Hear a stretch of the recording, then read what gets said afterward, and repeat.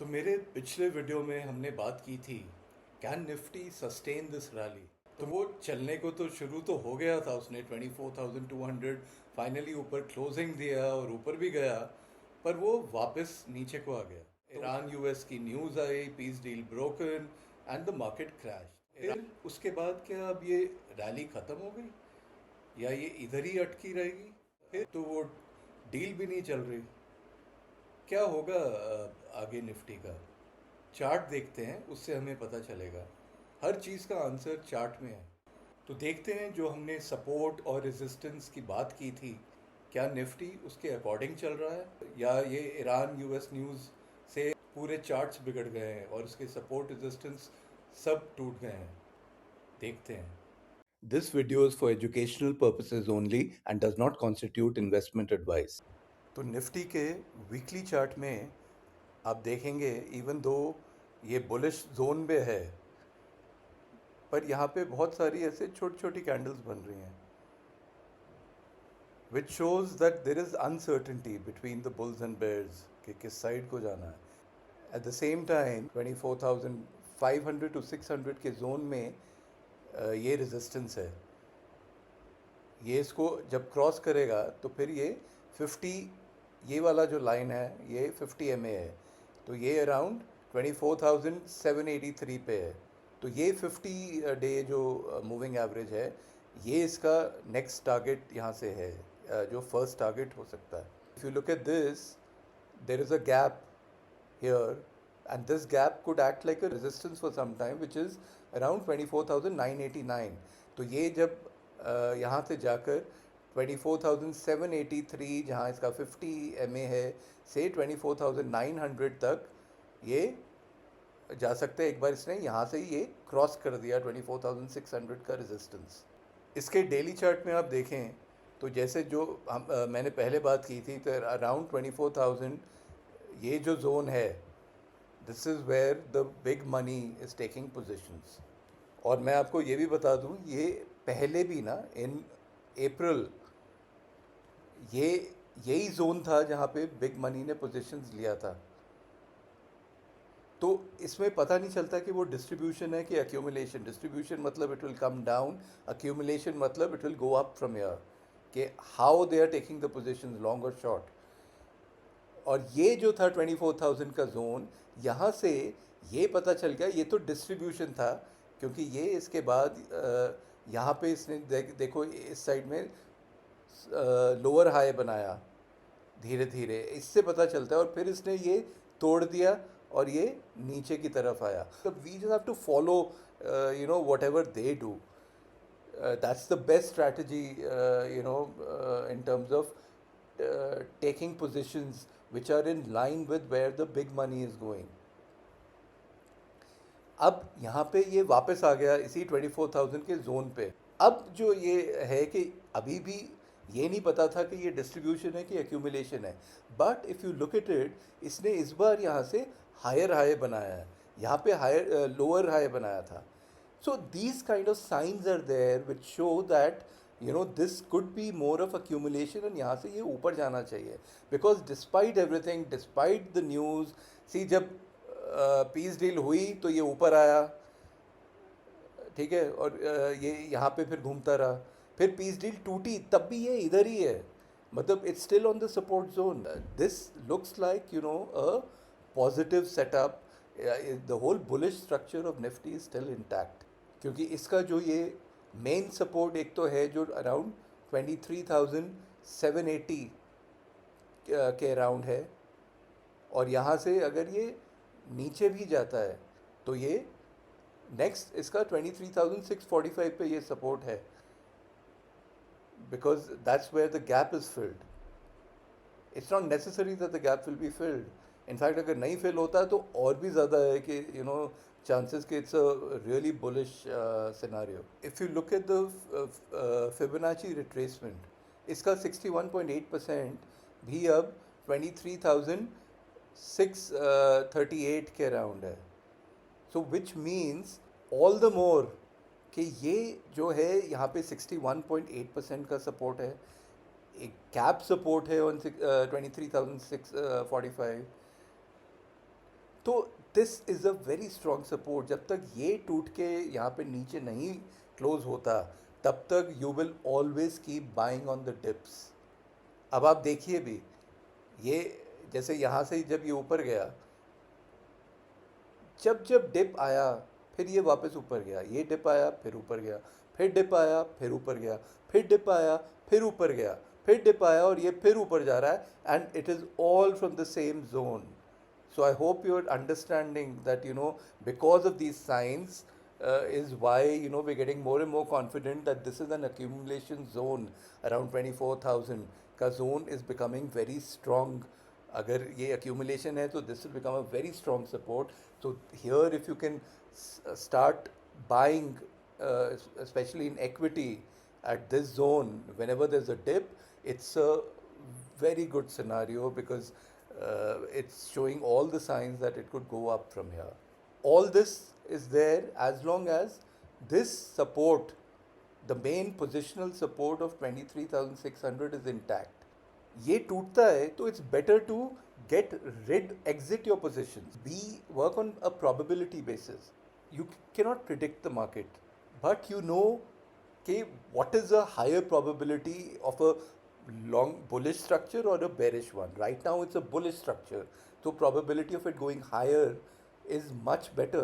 So अगर आपने say cash positions अगर लिए, तो even if you take it around this zone, in fact जो जैसे ये जब भी आ रहा है 23,800 के पास, ये वापस ऊपर जा रहा है और 600 तक भी आया, तो you can मतलब keep taking these positions as a buy on dip.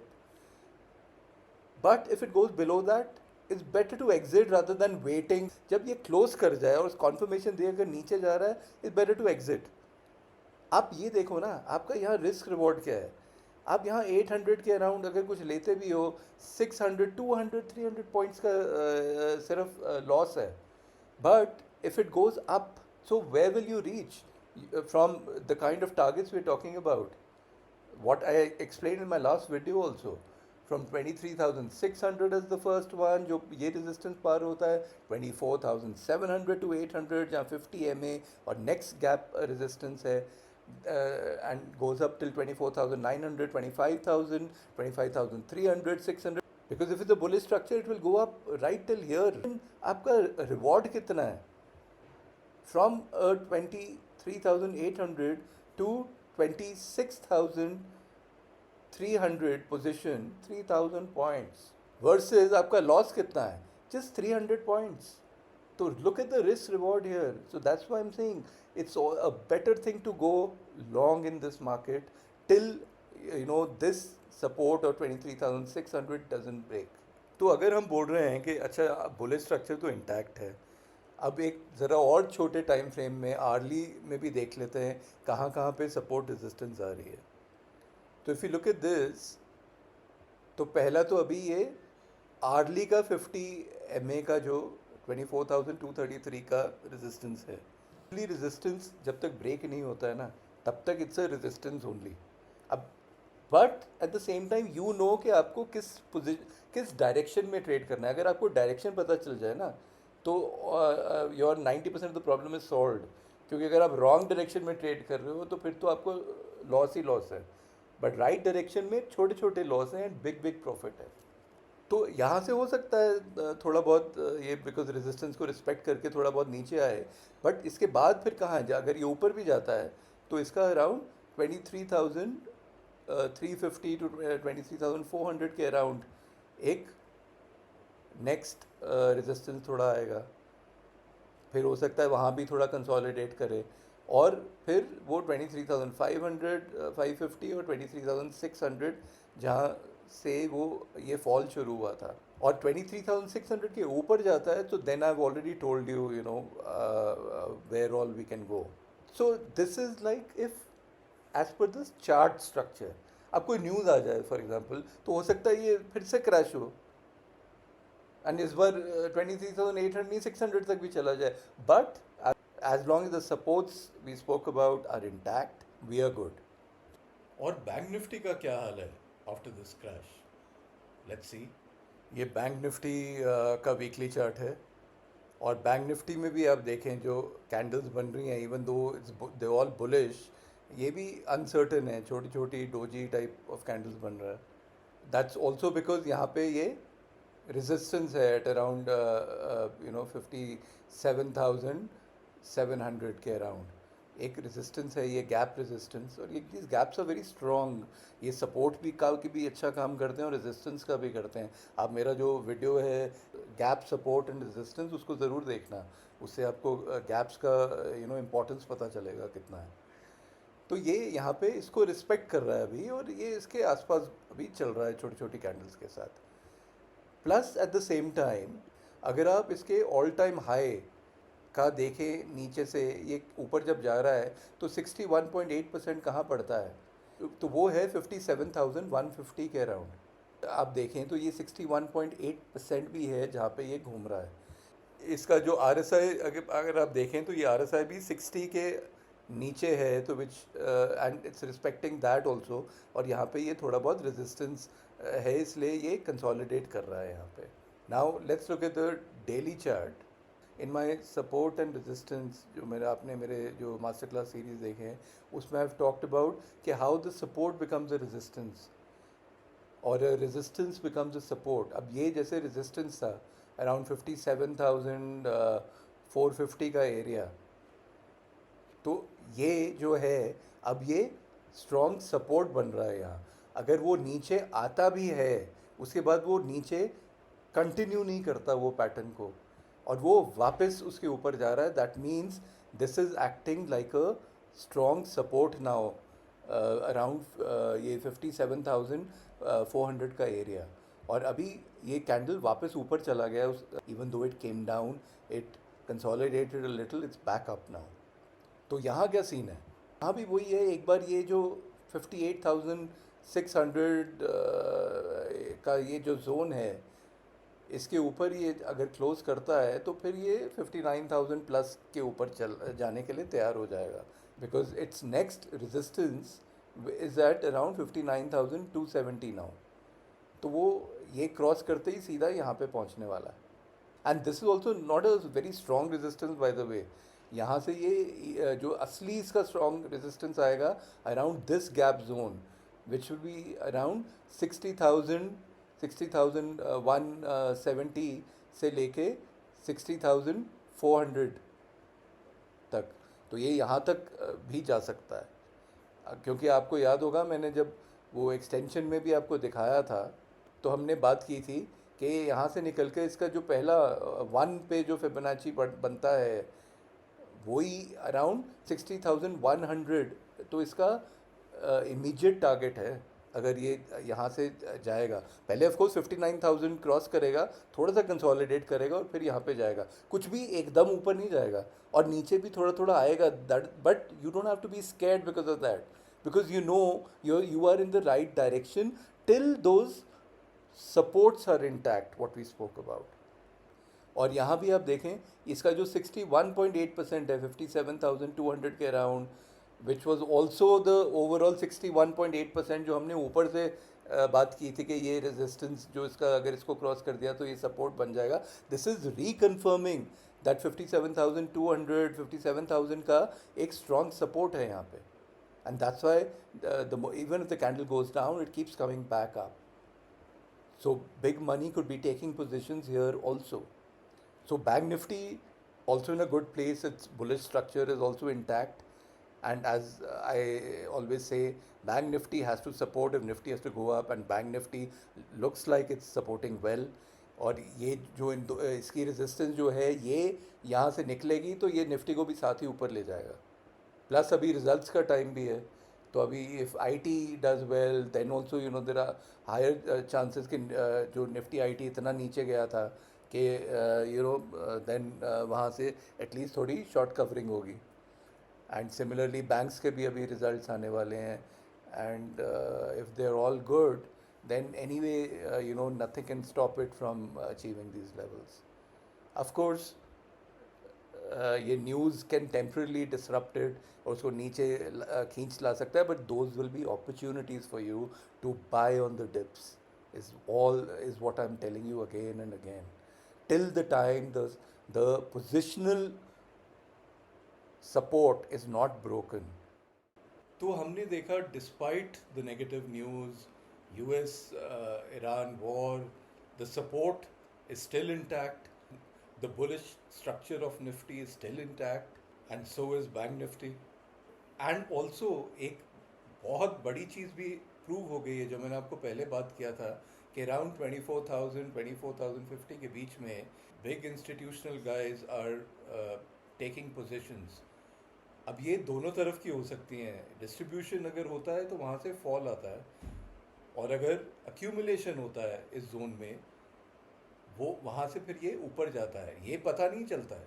But अभी जो निफ्टी का जो despite news, despite the negativity, the way the chart structure is, it shows that it most probably is accumulation only. And यहाँ से ये अब ऊपर जाने की तैयारी में ही है. As long as the main support is not broken. Big. And another good news is, जो FIIs जिन्होंने बहुत bearish positions इंडिया में ली हुई थी, निफ्टी में, इंडिसेस में, वो अब धीरे धीरे करके अपनी positions कवर कर रहे हैं शॉर्ट वाली. अभी भी बहुत bearish तो हैं, बट वो धीरे धीरे कम हो रही हैं. And even if that happens, no, that will also take Nifty up. अगर वो धीरे धीरे नीचे जब भी जाएगा Nifty and they'll try to cover the positions, उस शॉर्ट कवरिंग से ही निफ्टी धीरे धीरे ऊपर भी जाएगा. And in fact in stocks they started taking little long positions as well now. So that's a very good sign. और इससे अब we have to observe the market very carefully. Chart से हमें पता चलेगा धीरे धीरे कि ये कहाँ पे इन्वेस्ट हो रहा है सारा, which sectors these are, what are the kind of stocks in those sectors. And you know, if we just follow where the big money goes, we will be successful in trading. क्योंकि जहाँ बड़े बड़े institutional investors वो जाते हैं और वो वहाँ पे we just need to follow them, the big fish. We are the small fish and we just have to follow them if you want to make good money. So it's a buy on dips market. जब भी dip आए, negative news आए, market falls, आपको immediately सिर्फ खरीदना नहीं है. Of course when the market starts turning from there, that's when you start accumulating your position slowly. And if you keep doing this, you will surely go a long way. क्योंकि ये market अभी आप देखना कुछ महीनों में तो काफ़ी ऊपर जाने की उम्मीद है इसकी. आपको बहुत रेजिस्टेंसेस हैं इसमें, even to reach its all time high right now. तो वो भी हो सकता है कि अभी हो सकता है वो सितंबर अक्टूबर तक अभी ऐसे ही चलता रहे. बट एक बार जब ये ऑल टाइम हाई क्रॉस हो जाएगा, that's when you know, if you have made positions now, imagine you know the kind of profit you would be making. Of course I'm talking for equity right now. Future में तो कैसे होता है, swing trading का time है. Positional trading तो अभी भी नहीं लेना है till the time you know Nifty breaks out of this resistance, this zone, and gets into the next zone और उसका नेक्स्ट रेजिस्टेंस. तो हमें उसका भी पता चल जाएगा वो क्या रेंज होगा. तो accordingly one can take positions. And वो तो स्विंग ट्रेडिंग सीरीज मेरा है जिसको आप फॉलो कर करके you can keep taking positions there. And in fact you let me know in the comments also कि आपको कौन से stocks वो swing trading से help हुआ लेने में. and you know and जहाँ पे आप maybe you know आपको कुछ loss भी हुआ, so then we can you know study it कि आपने कि क्या गलती हुई थी कि वहाँ पे वो loss हुआ. That's in fact even more important than knowing what the strategy is, कि where you went wrong, whether it was the risk management, whether it was the strategy itself, whether you know it was your mindset, or what was it. It's very important to keep a journal of this also, and we can always discuss it in the comments and if you put it and in the next video. So do like, share and subscribe my channel. I'll see you soon. Bye.